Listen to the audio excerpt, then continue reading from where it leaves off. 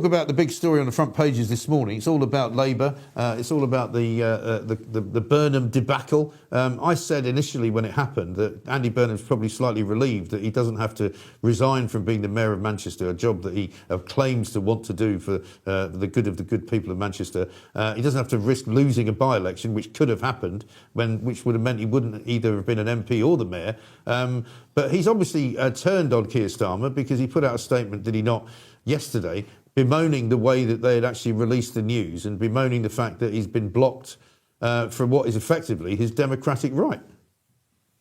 Yeah, what's really odd about this, Mike, is not so much that they've blocked him, which you might say is an act of cowardice, but I mean, the complete lack of courtesy about it. If the Prime Minister was going to decide with the overwhelming majority of the Labour ruling committee, the NEC as they call it, that Andy Burnham was not going to be allowed to go forward, you would have thought that Keir Starmer would have the guts and the courtesy to phone Andy Burnham himself, wouldn't right. he? I mean, that you'd sort of say, right, we've had a look at this. I'm going to explain to you our decision. Sorry, you're going to be disappointed. By the way, we'll be telling the media in the next 10 minutes, 20 minutes, 30 minutes. They didn't even do that. So it was given to the media before it was given to Burnham. Maybe he is relieved. But if you're looking at it from the point of view of the Labour Party, as you know, Mike, I am a betting man, so I always look at the bookies' odds. Well, when Burnham's name was in the frame, the bookmakers gave the Labour Party about a 70% chance of winning this seat, that they'd win it about 7 times in 10. They now say it's about a 1 in 3 chance without Burnham being the candidate. So Labour has probably cut off its nose to spite its face, right? They've managed to more than halve their chances of winning that seat just by the decision the National Executive Committee has made. So it's a right mess, and I can't see how it really helps Keir Starmer or the Labour Party a great deal. They were between a rock and a hard place, because you've rightly been saying all morning and running across your ticker tape at the bottom of the screen, Mike, Starmer's already on borrowed time, but he's probably can't borrow much more. I don't think he can. And it's very clear, isn't it, that despite what the choices were, it was a sort of Hobson's choice for him, wasn't it? Because it was a devil in a deep blue sea. If he blocked Burnham, he was going to get a shellacking. And if he allowed him to run and he won, it would create a real problem in Westminster. But I think Andy Burnham's tweet last night is kind of key to what happens next, because when he said, P.S., the fact that the media was informed of the NEC decision before I was tells you everything you need to know about the way the Labour Party is being run these days. You would think that over 30 years of service would count for something, but sadly not. Because at the end of the day, they've now made an enemy of Andy Burnham, who wasn't an enemy before. You know, he was going to be quite happy to come into the fold. He'd made a statement, and we know, obviously, that it was probably slightly disingenuous, but he made a statement saying, listen, I'm very happy to come and work with the team. I want to be somebody who helps Keir Starmer remain in office and win the next election and all of that. You know, instead of which they've now created a sort of a rump of the Labour Party who hate Starmer even more. Yes, I mean, it's hard to imagine that was possible, isn't it, Mike? But they seem to have pulled off that trick. I wondered for a while whether the trick they'd try and pull off was to allow Andy Burnham to become the candidate, but then contrive to make sure that he didn't win the seat for Labour, you know, deprive him of campaign funds or some such like. So he narrowly loses the seat and they can then pin it all on him. I mean, Andy Burnham will be on the warpath against Keir Starmer now. He has been really for some time, but I think he's likely to be more explicit about it. I mean, the problem from his particular personal ambition point of view is that if there is a leadership election now in the next few weeks or the few months, Andy Burnham's name can't conceivably be on the ticket because he won't be an MP. And presumably if he can't run in this by-election, the logic of the Labour Party ruling would be he can't run in any by-election. So he probably can't get in until the general election, at which point they might not win very many seats anyway. The extraordinary thing, though, did you notice this, Mike, about the Labour Party's statement about this? They sort of said, oh, well, he's the Metro Mayor and we want that to, you know, sort of carry on, and we're not sure it's appropriate for him to stand down halfway through his term. But then they just used partisan excuses. They basically said, and we're very worried if he did stand down as Manchester Mayor, that although we would be confident of taking the seat, we might lose it to Reform. So he's been blocked just because of a secondary electoral decision. And then they go into all this waffle, Mike, about And we don't want to inconvenience people. Oh, I It would be a know. great inconvenience for the people of Manchester, and it would cost 4 million quid or something. We should be spending that on the cost of living crisis. Well, the logic of that is that we shouldn't hold the next general election. That costs 150 million Right, quid and will inconvenience many tens of millions of people. So why don't right. we spend that money on the cost of living crisis as well?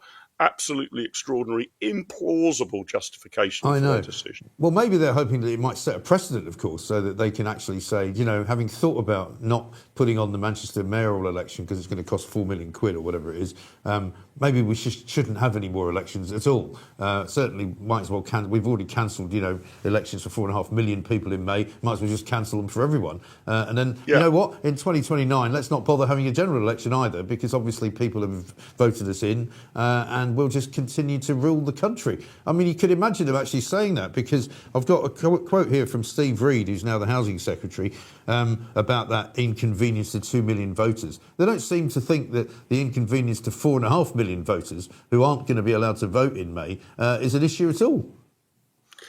Yeah, quite. I mean, it's amazing what sort of excuses they're coming up with, right? I mean, okay, this by-election will happen, but I'm not sure they've allowed it to go forward in the way that the good voters of Gorton and Denton would have wanted. Right. I don't know. How about this for an excuse, Mike, that they say, unfortunately, we've spent so much money on the Forestry Commission recently that we haven't got enough money left to run any elections, but the good news for you guys is our woodland is going to improve over the coming months. It just means there's not enough money to go around to print ballot papers. Yes. Well, They're maybe. only 2 steps away from making that sort of argument. Yeah, well, it may be that Rachel Reeves will soon be pictured striding, boldly through a forest, saying, we've managed to find some growth. Over here, look, there's a tree that was smaller than that last year. Now it's grown. Thereby proving that we've managed to actually make some growth in the economy, because God knows they're still suffering massively on that front. Got a bit of super chat for you here from Mike Parker, who says, "Morning, Mike. Another great start to a Monday. Listening to you and your guests." Well, Mark Littlewood, of course, also another guest that's been with us since the very beginning. Absolutely brilliant. A pair character sliding on the floor on his knees saying "goal." I don't understand that from Simon. What's a pair character? Don't know. Anyway, let's talk about Keir Starmer and Rachel Reeves going to China, because, of course, we've heard all about the embassy that's going to be built in London, which nobody wants apart from the Chinese and Keir Starmer. Why the hell is Starmer really going to China, says Super Chatter LTL. It's a good question. Mark, can you answer it? Why the hell is he going to China? Well, yes. I mean, let me try and give the innocent explanation first. They would say, wouldn't they, Mike, that, we need to have good relations with China. It's is it now overtaken the USA as the largest economy in the world? It's where all the action is. Even if we don't trust them totally, we've got to trade with them and have good diplomatic relations with them and all of the rest. And of course, you want to have good relations even with countries that you're somewhat suspicious of.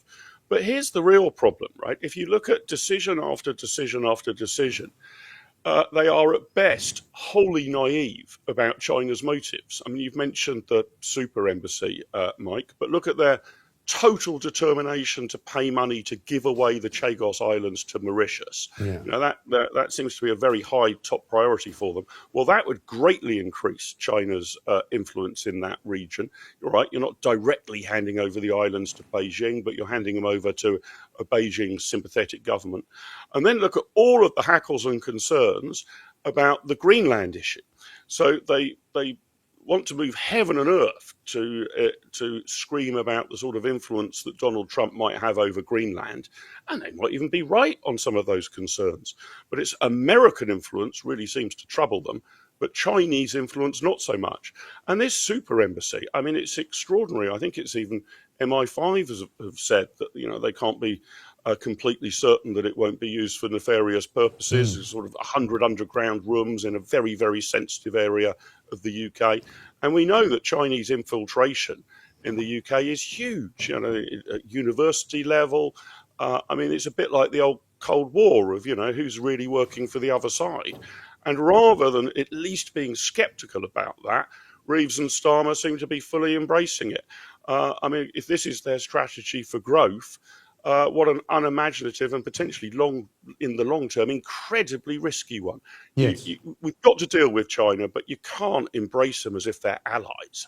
No, exactly right. I mean, I don't know if you were watching last week, but we spoke a lot about a conversation that was had in Davos between Rachel Reeves and somebody from the American Department of Commerce. He was almost like teaching her, a net zero 101. And he was saying, the thing about Europe and its obsession with net zero is that you're leaving yourself open to being completely and utterly dependent upon China, because what you're doing is you're doing away with all of the fossil fuels that you have at your disposal. You're not going to use that as an energy source at all. Instead, you're going to go to an all-electric economy, but you don't make any batteries. And basically, it means you have to buy in all of your power from China. No, that's exactly right. I mean, I hope, don't you think we're getting there, Mike, that the net zero milliband obsession is beginning to run out of road? I hope so, because the Chinese will be laughing at us, basically. If you're determined to inflict unilateral economic disarmament, which is essentially what net zero amounts to, the Chinese will be more than happy to help us with this, not just by saying, well, you're going to need to get the batteries from us if you move to electrics, but they will build as many damn stupid windmills as we're willing to buy. Yes. They won't have any qualms about that whatsoever.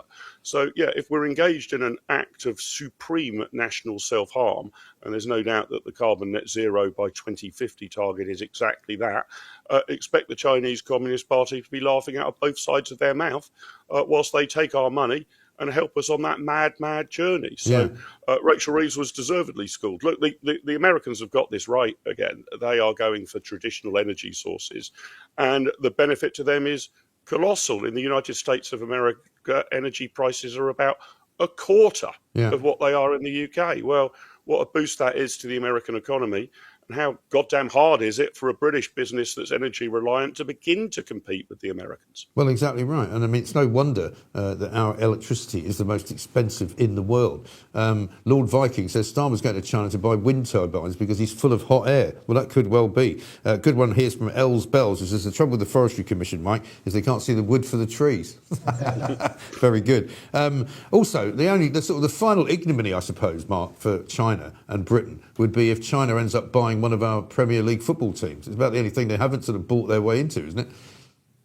I think they even started to buy their way into that not so long ago. I mean, my own football club, Southampton, had a Chinese owner for a while, and you'd like to think the best of him. But when I was asking around about who was this guy and how close he was to the government, one of my fellow Southampton fans says, Mark, those chants of Red Army when Southampton fans are on the terraces might really be true, not just about the colour shirts of Southampton. Yeah. So they really poured into football for a while and tried to set up the Chinese Super League. But then I think they got a bit bored of it, realised they couldn't kind of compete with the money of the Saudis. But, yeah, maybe that is just the last frontier they haven't quite cracked yet, Mike. So, look, I mean, I think we should engage with them. There's not even a Cold War between China. There's a sort of diplomatic standoff, but we have been naive beyond belief. So you can trade, you can have diplomatic relations, but the idea that you bend your policy to suit those diplomatic needs is extraordinary. And the suggestion is, isn't it? I mean, we'll never be able to prove it, but Starmer wanted this reckless, dangerous Chinese super embassy approved before he went to Beijing. Yes. So he could, grease up to him and say, look, I've done this for you. Well, you shouldn't be making top security decisions on the basis of smoothing over a quick visit to go and meet the Chinese, over in Beijing. No, exactly right. And I was saying earlier to Emma Wolf, who was on the front page of the Times today, China's most senior general has been purged after accusations that he leaked information about his nuclear weapons program to the US. Now, the word is purged. They talk about somebody being removed. I presume what they mean is done away with, or, quotes, never to be seen again. The best we can hope for that he's been sent to some work camp. The worst is probably that he's just been knocked off and we'll never see him again. Well, maybe they should consider him as the Labour candidate in the Gorton and Denton by-election, Mike. I was going to say, is there any chance, do you think, that Keir Starmer might raise the human rights issue with the Chinese leadership? Well, I mean, again, they don't seem to do a great deal about this, do they? There's an awful lot of performative art, huffing and puffing. Oh, yes. But never is it used as leverage. I mean, the Chinese human rights record is appalling. I mean, this on the face of it sounds like a classic overriding of somebody's basic rights to suit the communist regime. That happens all the time. But their treatment of the Uyghurs, I mean, this is a genocide that's effectively going on, and hardly anybody in the UK has raised an eyebrow about it. So, but can you imagine Keir Starmer going over to Beijing and having some really stiff words, Mike? They'd just laugh at him, wouldn't they? Well, of course they would. I mean, he's not capable of looking in any way prime ministerial. The last thing he is in any way I don't know, magisterial. And when you see him voting against the admission of somebody who wants to take him on, and they're talking in the Sun this morning of this meeting yesterday, this NEC meeting, which he apparently led from the front. I mean, he shouldn't actually be involved in the voting, surely, at all, should he? But here he is, trying to make out. Somebody said to me yesterday, Kemi Badenoch looked like a strong leader when she sacked Robert Jenrick the other day, when she discovered that he was about to defect to Reform. But he somehow has managed to come out of this looking weak and looking frightened and looking like he's running scared. He does not at all look like a leader, does he? No, that's right. I mean, there are obviously differences between the Jenrick and the Burnham situation. But I think one thing that Kemi Badenoch did right, whatever you think about Robert Jenrick going to Reform, is that she got ahead of the game, immediately sat down wherever she was and took to the internet to explain her decision directly. She said, I have understood the following facts. I have therefore acted in the following way. And she put that out there for all to see and all broadcasting units to use. Keir Starmer has not said anything public about this. Why didn't he sit down and say, look, I want to talk you through my reasoning about the Andy Burnham decision? Instead, he's left it to people like Steve Reed, the local government cabinet secretary, and all of the rest of it, to go out and blabber on about how they don't want to inconvenience the people of Manchester and it'd all be a bit too complicated. That's cowardice, not leadership. So even if you think even if the people look at a leader of any political party and think that they've made a poor decision, a wrong decision, I think they still appreciate it being explained. All that happened to Keir Starmer was he went to the meeting, didn't really say anything about it, then slunk off to Arsenal to watch them lose 3-2 to Man United. So he had a pretty bad day of it all round, Mike. He is the quintessential Jonah figure, isn't he? You see him looming towards the Emirates Stadium. They must be going, oh, Christ, can we not keep him away? Mark, great to talk to you, as ever. Mark Littlewood there with his take on the news this morning that it's civil war inside the Labour Party. We'll hear a lot more coming up in the next